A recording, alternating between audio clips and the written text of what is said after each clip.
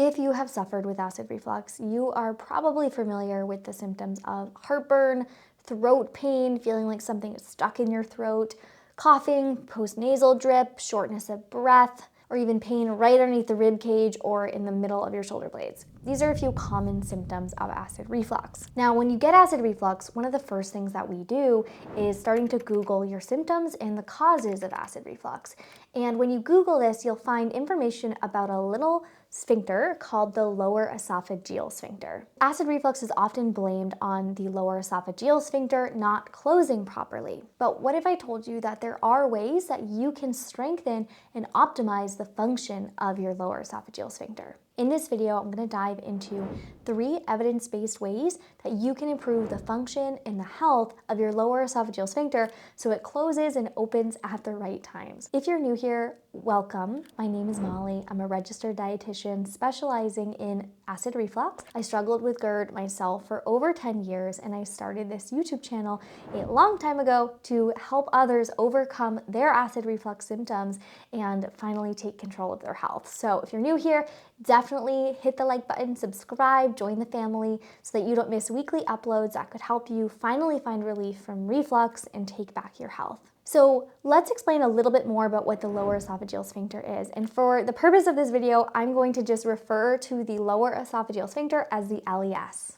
The LES is a muscle located at the junction of your esophagus and your stomach. When the LES is functioning properly, it will close to prevent the passage of stomach contents into the esophagus. Your stomach has to reach a certain pH to trigger the lower esophageal sphincter to close. This LES is like a doorway or a gatekeeper to protect your esophageal tissue because the stomach contents are often acidic, and they also contain digestive enzymes like pepsin that when they move into the esophagus, they can be really inflammatory. However, some of us have certain anatomical differences like a hiatal hernia that can impair the way the LES closes, or even certain autoimmune conditions can impact the way the LES functions. Another root cause of LES dysfunction is chronic unmanaged stress, which we're going to get into in a little bit, getting ahead of myself here. So when that LES isn't closing properly, it allows refluxate, which is your stomach contents. When they refluxate moves into the esophagus, and it can cause a lot of inflammation and irritation over time. Occasional reflux is somewhat normal. What becomes a problem is when this is recurring or when it's chronic. And there's different types of reflux. I have a full video going into the difference between GERD versus LPR, laryngopharyngeal reflux. So I'm not going to get into that into this video, but if you have questions on that, definitely check out this video. But some of us feel a burning sensation in the chest, often due to acidic reflux. Others feel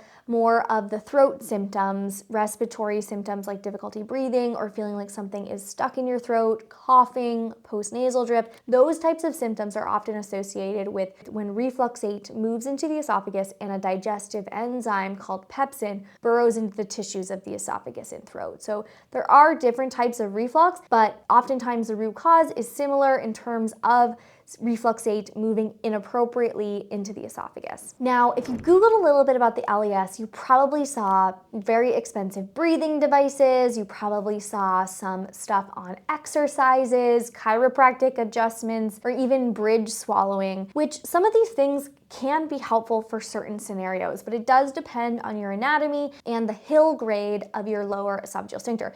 The Hill grade is how your LES is functioning. On a endoscopy, sometimes they will see this, and this is an objective way of taking a look at the health of your lower esophageal sphincter. So if you have Hill grade 1, this is still somewhat functioning. The LES dysfunction is not very severe versus Hill grade 3. That means your LES is really not closing and it's not functioning, or maybe it's damaged. So if you've had an endoscopy, you do want to take a look at those results and see if they noted anything about LES dysfunction, because it might inform your treatment plan. But besides those strategies, in this video I'm sharing with you 3 evidence-based ways that you can start optimizing your LES function that will apply to every single person. The first one is post-meal diaphragmatic breathing. This just lights me up because I have started to see post-meal diaphragmatic breathing being recommended on our clients' post-endoscopy discharge papers. So some of the best doctors in the world right now are recognizing finally that diaphragmatic breathing can help prevent reflux in a very significant way. There are research studies backing this finding. Diaphragmatic breathing can help by stimulating that lower esophageal sphincter to generate more pressure and keep your stomach contents where they need to be. So using diaphragmatic breathing post-meal is evidence-based and is a phenomenal way to start to strengthen your lower esophageal sphincter. It's free, and it also has the added benefit of stimulating your vagus nerve. And the vagus nerve is a major player when it comes to stimulating the lower esophageal sphincter to work well. Your vagus nerve needs to send the signal to your digestive system to produce digestive juices, to open and close the sphincters at the right times. So diaphragmatic breathing is free, it's powerful. Please promise me you will try it. So what I would start with is 5 to 10 deep diaphragmatic breaths after your meal. And if you've never taken a diaphragmatic breath, I will explain it to you now. There is a full video on my page about diaphragmatic breathing, but for the purpose of this video, we'll place one hand on our chest, one hand on our belly, and I want you to start to breathe into that bottom hand. So breathing so that your lower belly expands,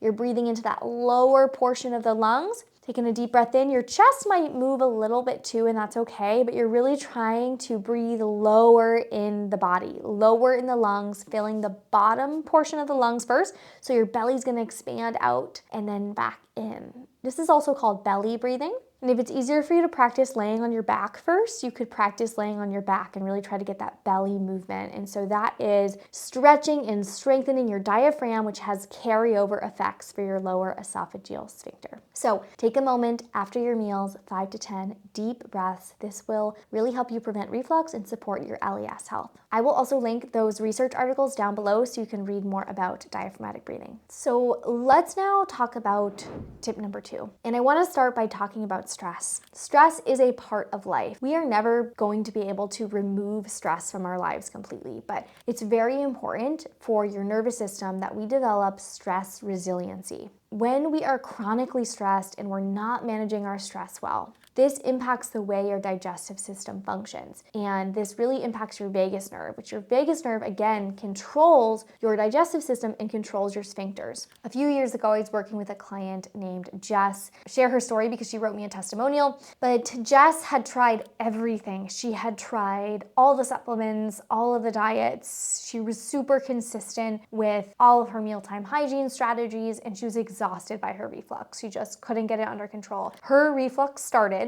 after a time of high stress. She went through a really traumatic event, and that seemed to really catapult her reflux. And she lived a really high stress lifestyle. She had a really busy job. She was a mom. And Jess did not see significant reflux relief until we were able to get her stress under control. This is extremely common, and this is a story that I've heard and seen time and time again because stress is a reflux trigger. It's probably one of the biggest reflux triggers that we see. When you're stressed, your body doesn't produce enough digestive juices to really digest your food. I mentioned at the beginning of this video that your stomach needs to reach a low enough pH. It needs to be acidic enough to trigger the LES to close. And chronic stress can actually downregulate your stomach acid production, which you want enough stomach acid to break down and digest your food. I know that seems counterintuitive, like, seems like too much acid if I'm experiencing burning, but not necessarily. It's just acid in the wrong place. And so managing your stress is so pivotal to getting this adequate digestive juice production, adequate stomach acid, adequate enzymes, and then also to let your body know that we are safe to digest. We're safe to allow our sphincters to open and close. We need to be in the rest and digest side of the nervous system to really prevent reflux and heal our tissues versus the fight or flight side of the nervous system. If we're stuck in fight or flight, it is really, really hard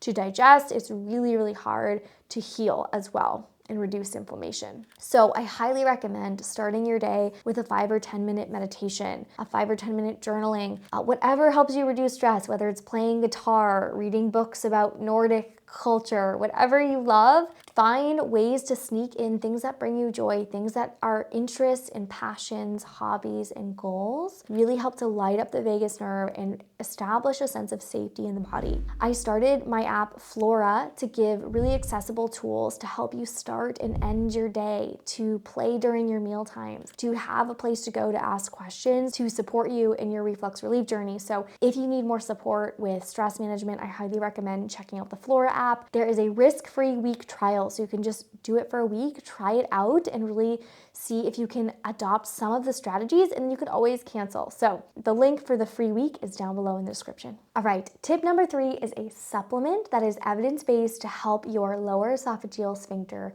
close more effectively at night. And this supplement is called melatonin. I know it sounds a little strange. We always hear about melatonin when it comes to sleep, but it also has very profound effects when it comes to acid reflux. I will also link the research study for this down below in the description, but essentially melatonin is a hormone that helps to prime the body for sleep. And one of the things that our body needs to do when we sleep is close the LES. Unfortunately, some of us have anatomy like a hiatal hernia or an LES issue that make us more susceptible to that LES not closing at night. And so research shows that melatonin helps to stimulate the lower esophageal sphincter to close. It helps to regulate the contraction of the muscles in your lower esophageal junction. Also, it has been shown to help reduce inflammation. This combination has been super, super helpful for my clients with nighttime reflux. So adding in 3 to 5 milligrams of melatonin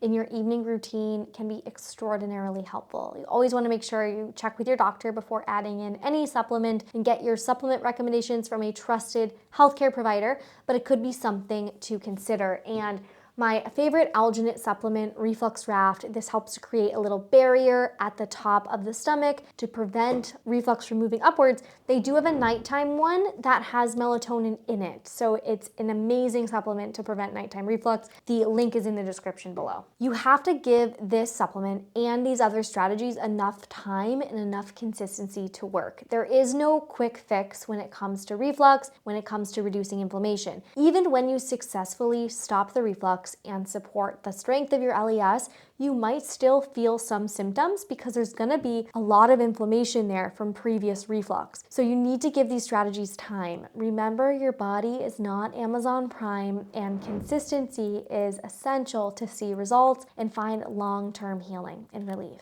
What the research shows us about melatonin is that you typically need about 8 weeks to see these benefits. So stay consistent and trust the process. So those are 3 ways that you can start optimizing your LES health and strengthening your LES to prevent reflux. Post-meal diaphragmatic breathing, managing stress with daily stress management, focusing on mindfulness, meditation, using things like the Flora app, or engaging in your interests, your passions, your hobbies. And then lastly, melatonin, also an evidence-based way to strengthen the LES. Let me know in the comments if you want me to make more videos like this, more videos on the LES. I'm happy to go deeper and make videos on the topics that you guys want to see. So leave me a comment down below if you have any requests, or if you're new, or if this video was helpful. Be sure to like this video and subscribe. It really helps me continue to support you guys. And if you haven't yet, be sure to check out my recent video. And if you have been researching reflux, you've probably seen so much conflicting information, and